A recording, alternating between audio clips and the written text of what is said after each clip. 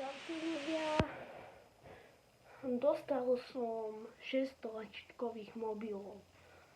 Tak chcel by som dneska povedať, z jakého roku sú. A keď bude na tomto videu veľa lajkov, tak možno 100 alebo 50, natočím históriu o týchto mobiloch, čo som sa dozvedel. Samozrejme, dostal som ich od starých rodičov, takže neviem, čo v nich je, čo v nich bolo. Všetko zistím, keď ich nabijem. Dobre. Začneme asi k tomu najstaršiemu z roku 1995.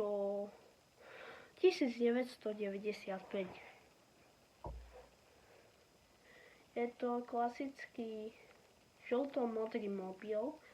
Mám ešte jeden takýto, ale nemá displej, nemá baterku, proste je to kúsok plastu. No. Ideme do roku 1905.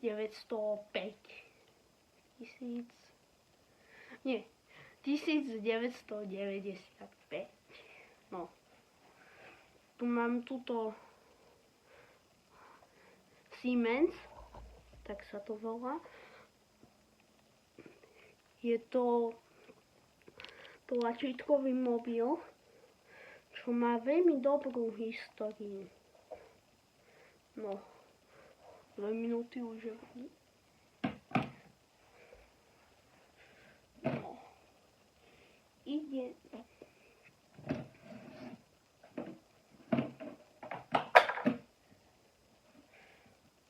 No. Ideme do roku 2005, chalani. Takto vyzerali mobily v roku 2005. Foťák. Nie je foťák. Neviem, či som povedal 2000 alebo 2005. No, v 2000-kách leteli tieto mobily. Pozrite sa. Je to Sony Ericsson. Asi myslím, že môžeme ísť na ďalší telefónik. Toto je z roku 2005. Je to mobil, ktorý v sebe má aj simku. Nie, tento nemá v sebe v simku, pardon. No, čo vám k tomu môžem povedať? Znova Sony Ericsson. Už to má aj odhalený foťák. Klasické tlačítka. 2005. A už sa veľmi tá ďalečnosť zmenšuje, lebo toto je rok 2011. Je to už Nokia, samozrejme. Tá. Hovorím také. Nie to Nokia, samozrejme, ale je to Samsung. Teraz čo sú všade reklamy, že wow, ty vogo, more sklapačky Samsungy. Konkurencia.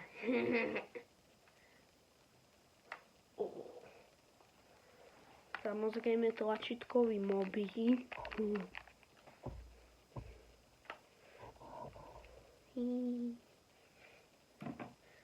Požikanú kopu tu mám. No. A náš posledný záver. Je to neviem, jak sa to vyslovuje. No. Čo vám poviem. Klasický smartfón. Je to Android. Je kompletne tlačítkový. Ale keby som ho nemal vybitý, tak je aj dotykový. Kamo, auto je fakt dotykové.